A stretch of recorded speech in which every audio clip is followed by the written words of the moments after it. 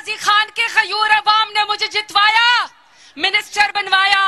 मेरी बहनें यहां गवाही देंगी कि इज्जत इसी मट्टी के खमीर में शामिल है। ये बहनों को इज्जत देते हैं और जाके मनसब में बिठाते हैं, लेकिन दूसरी पार्टियों में एक चोरनी का बैग उठाना पड़ता है, उसके जूते साफ करने पड़ते हैं, तब भी जाके इज्जत नहीं मिलती।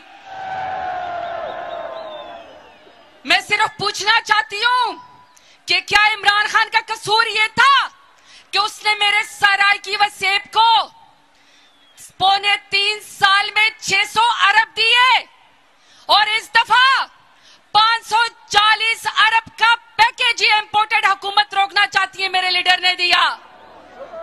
क्या मेरे लीडर इमरान खान का कसूर यह था कि साउथ पंजाब में 4 मदर एंड चाइल्ड हॉस्पिटल बन रहे थे, कार्डियोलॉजी हॉस्पिटल बन रहा था, तरक्की दे रहे थे?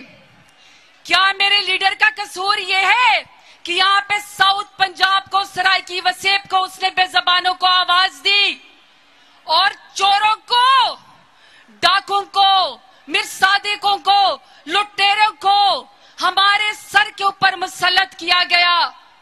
आप बताएं कि क्या प्राइम मिनिस्टर का इमरान खान का साथ